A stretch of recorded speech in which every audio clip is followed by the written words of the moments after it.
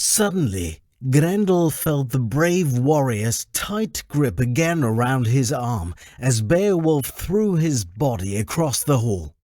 Beowulf was wild.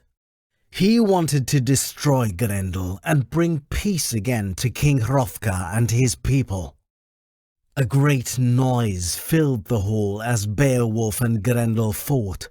They crashed into chairs and tables, fell onto the floor and roared and screamed with anger and hatred. Beowulf's men quickly woke up from their sleep and jumped up from their beds. Even the Danes who were sleeping outside of the hall woke up to the sound of Beowulf and Grendel's battle. But none of them dared to come to the hall that night. They were terrified. They could hear Grendel's howls and screams. Who was this Beowulf? Beowulf and Grendel wrestled and fought around the hall. This strong, steady hall that only a fire could destroy shook as gold-decorated benches crashed to the ground, and Beowulf and Grendel fought to the end.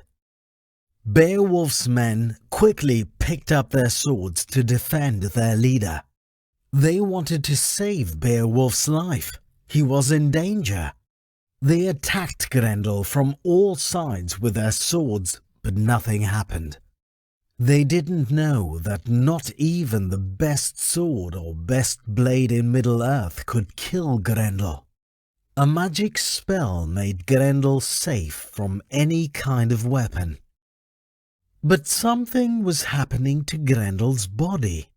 This monster, who for 12 long years had terrified the Danes, was slowly becoming weaker and weaker. Beowulf held Grendel's hand tightly.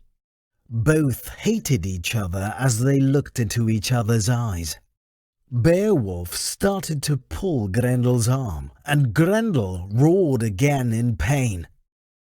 Beowulf pulled and pulled at Grendel's arm until there was a loud crack. Grendel ran from the hall into the night. He ran over the dark moors to his lair. He knew that his life was at an end. Beowulf was the winner. Beowulf sat down, exhausted. After Beowulf and Grendel's battle, Herod Hall was completely destroyed. The only part left intact was the roof.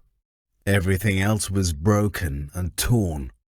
Tables and chairs were broken. Beautiful golden tapestries were in pieces, and there was blood everywhere. On the walls, on the floor, everywhere. Doors were even hanging off their hinges. The strength of Beowulf and Grendel's battle was clear for everyone to see. King Hrothgar looked around Herod Hall, examining the destruction with his own eyes. Then he ordered every able man and woman to help clean the hall for a celebratory banquet that night.